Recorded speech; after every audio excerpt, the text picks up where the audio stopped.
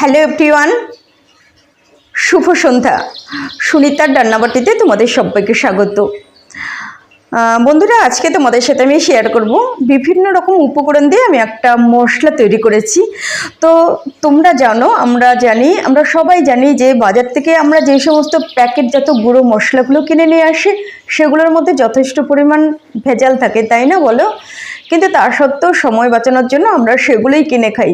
তো চলো না বন্ধুরা, একটু সময় করে আমরা বাড়িতে নিজেরাই তৈরি করে নিই।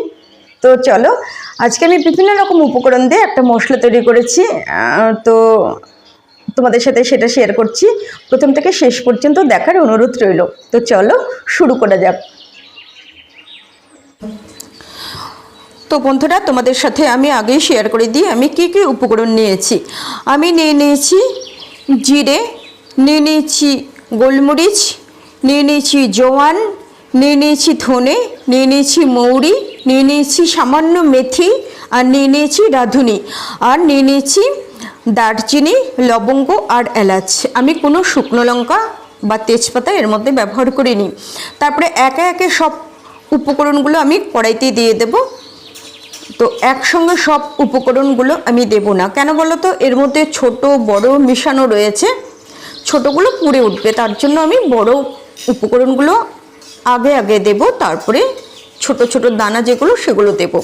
তো দারচিনি, লবঙ্গ আর এলাচ আমি একটু নাড়াচাড়া করে নিলাম।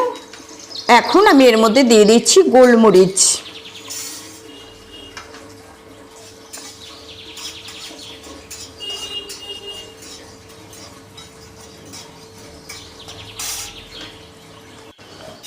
তারপরে দারচিনি, লবঙ্গ আর এলাচ আর তার সাথে গোলমরিচটা একটু নাড়াচাড়া করে তারপরে আমি এর মধ্যে দিয়ে দিচ্ছি ধনে। ধনেটাও কিন্তু অনেকটা শক্ত, তার জন্য এরপরে আমি ধনেটা দিয়ে দিচ্ছি।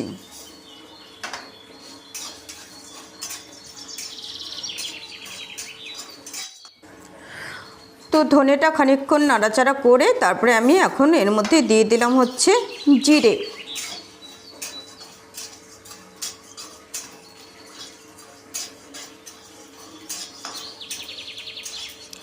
সবসময় অল্প আছে, হালকা আছে, আস্তে আস্তে ভেজে নিতে হবে মশলাগুলো, যাতে পুড়ে না যায় সেদিকে একটু খেয়াল রাখতে হবে।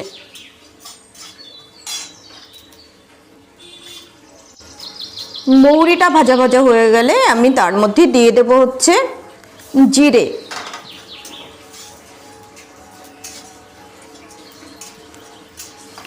তো বন্ধুরা, তোমরা দেখেই বুঝতে পেরে যাবে যে এই উপকরণগুলো যদি আমি সবগুলো একের সাথে দিয়ে ভাজতাম তাহলে কিন্তু সব উপকরণগুলো ভালোভাবে ভাজা হতো না। আমি কিন্তু হালকা করে ভেজে নেব, খুব একটা বেশি ভাজবো না।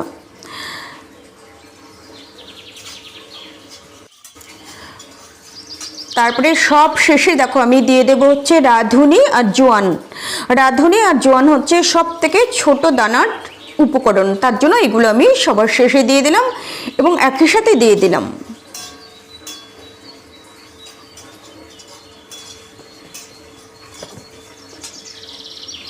তো এই দেখো বন্ধুরা, আমার সমস্ত উপকরণগুলো ভালো করে ভেজে নিয়েছি। এবার চলো মিক্সচার গ্রাইন্ডারে আমি গুঁড়ো করে নেব।